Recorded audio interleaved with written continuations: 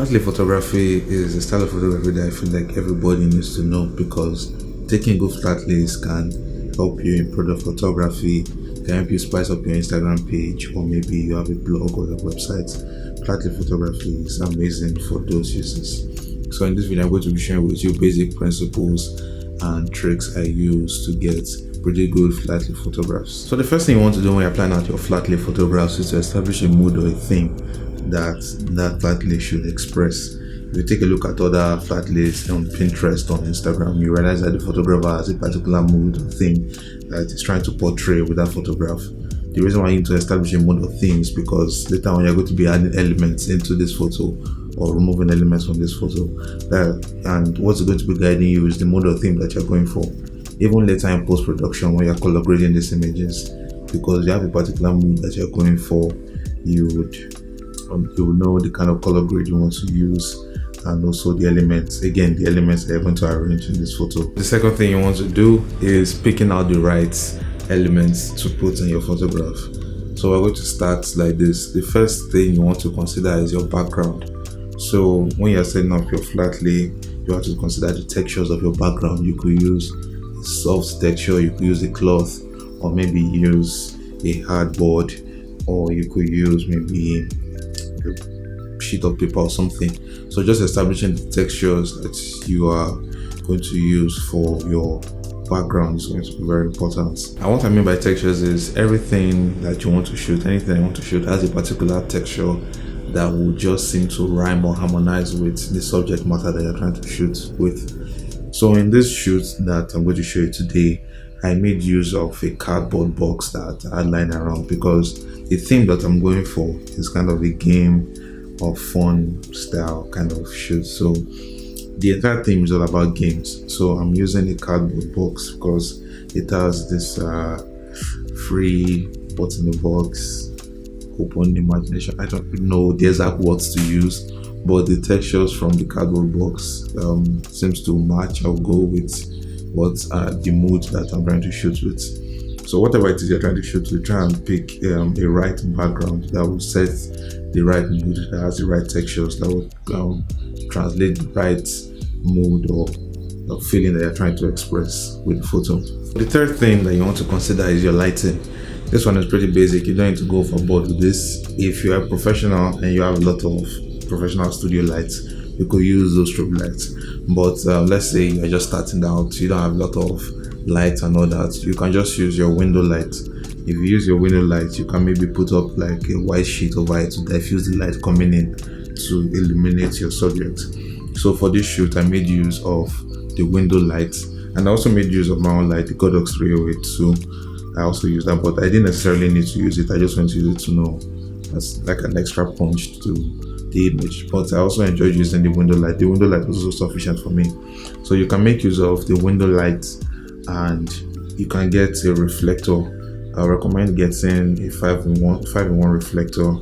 It has a diffuser, a silver reflector, a black side, a black cloth, a gold, and also a white reflector. So that can it's very versatile, something you should really have in your camera kit. It can help you really maximize the light that you have in your environment.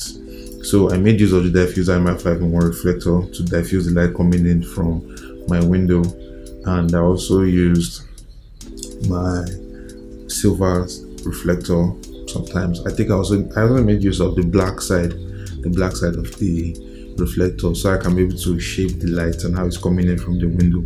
So if you're at home, let's say you don't have a 5-in-1 reflector, you can maybe use, if you can find like a white cloth or something to diffuse the light coming in from your window, and then using like a whiteboard or a white sheet of paper, like A4 paper, to bounce the light coming in from the window to fill in the shadows for your subject. So making use of an A4 paper, so just an A4 paper, it's enough for you to be able to bounce the lights. So if I hold this up to the window, you can bounce the lights back to fill up the shadows. So that's something you can use if you have a reflector, but I do recommend you get a reflector, something that you really enjoy using. So I think we're number 4. So the number 4 thing you have to consider is balance in your in the way you're compositing the elements in the frame. Tongue twister. So when you are arranging the elements in the frame, you have to be careful with the way you balance these things out. Balance meaning that you have a particular subject matter that you're trying to shoot. So every other thing that is supporting that, the feeling for the subject, should not overwhelm the main subject that you're shooting. Or let's say particularly there is no particular subject, everything just goes with the mood, which is something I'm shooting today. There's no particular subject matter, but everything just seems to work together to express a feeling, a mood, or a story that I'm trying to portray. So I have to arrange everything that is in my frame with care and precaution, because everything has to be properly balanced and properly fit into the frame. Nothing is creeping into another thing, because if you don't take time to properly arrange it, you're going to confuse the viewer, and then nothing, even though everything works together, not properly arranging everything in your frame will totally throw the viewer off, and ultimately there will be nothing to look at. So be careful the way you balance your subject matters and your elements in your frame. The act of properly balancing the elements in your frame is called compositing. So good composites make good photos. It's one of the basics of photography is compositing. So properly arranging the elements within your frame is what is going to draw the eye of the viewer. Okay, I'm tired of standing. I'm just going to sit down. So I'm going to run through these 4 tips again. The first thing you need to consider is setting the right mood for your photo. This is the make or break moment for the entire thing. So when you establish the right mood, it will serve as your foundation in understanding what you need to get and the things you need to add or remove from your composite work.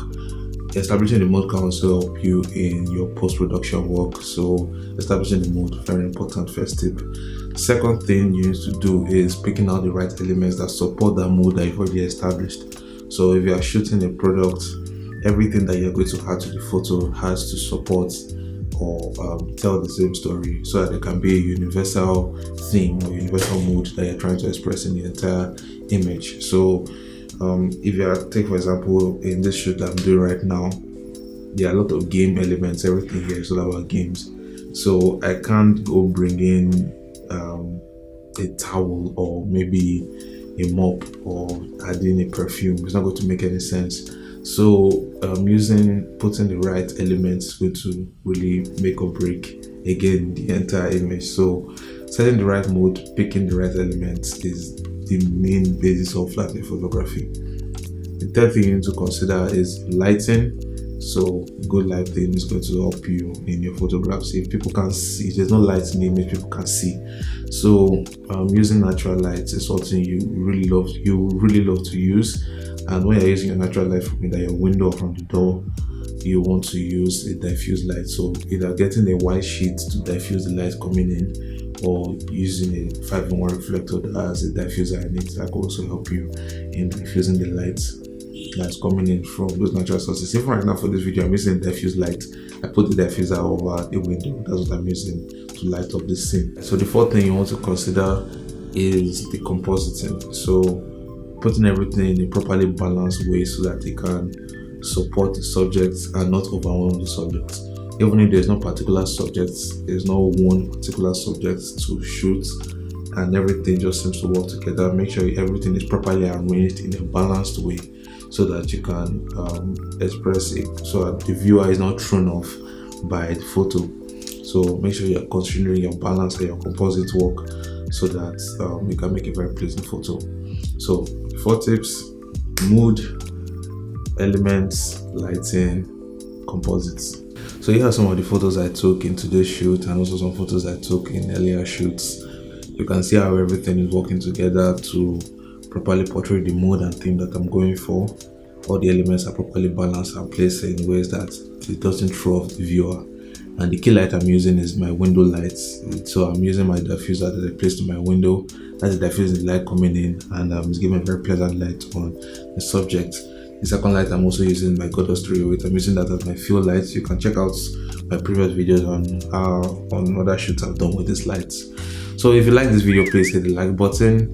Don't forget to subscribe, and make sure you hit the notification buttons. I try uploading once every week, so if I upload, you can get notifications when I upload my videos. All right, I'll see you guys next week.